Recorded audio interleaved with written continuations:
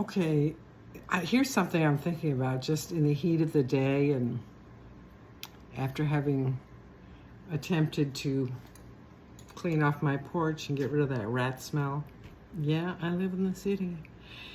And so I was thinking about artists, of course, and how we live and how we want to make a living. And I think there's so much judgment involved. It's almost as if many or most or all artists are apologetic about wanting to make a living making their art. And we have been, for the most part, taught incorrectly about how to do that because there are like a number of factors that go into being an artist. Some things, some of us have been told very young that this is a talent we have. Some of us older and we're called by how we feel. But in the end, you're creating something from your soul, for lack of a better word, but it involves craft and skill. And so it's an endless and wonderful time you can spend in life to develop both of those things. Why not art as well?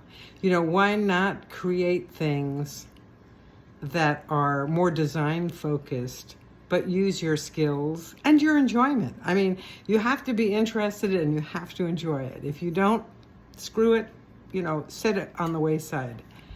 But I know, I have a young friend who does tattoos, and he's a wonderful artist, and he's young. He's early in his career, both as an artist and as a tattoo artist. And it was very eye-opening to hear, how he sometimes gets a little tired of working on commission, meaning he is creating tattoos based on what other people desire. And I thought, oh, how interesting is that? Because, commission, some people are not built for commission. Some people are built for commission. Some people have a difficulty separating, and I'm not saying he does. I think he's doing great. And I think he's got a lot of opportunities, both as an artist and as a tattoo artist. But it made me think about all of us artists and all of the ways we come to this thing called making art. And I find it really enlivening to think, you don't have to do one thing. Not all art every day, all the time, is visionary. I love visionary art for myself and when I see it in others. And by that I mean art that is created through and with and in tandem with a connection to something greater than yourself. I mean, it's fabulous. But then there's design, and then there's all these other things you can practice and create. It's all fun. So the fun is the background noise to creating. And, the world wants sometimes, through what we've been trained to think of as a hierarchy of, good and bad.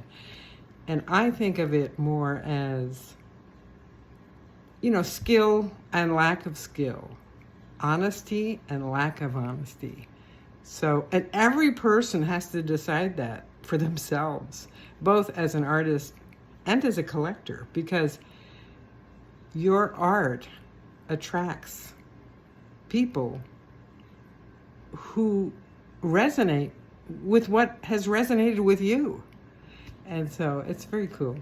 Anyway, I thought I'd just post this and see what happens. Love y'all. Bye.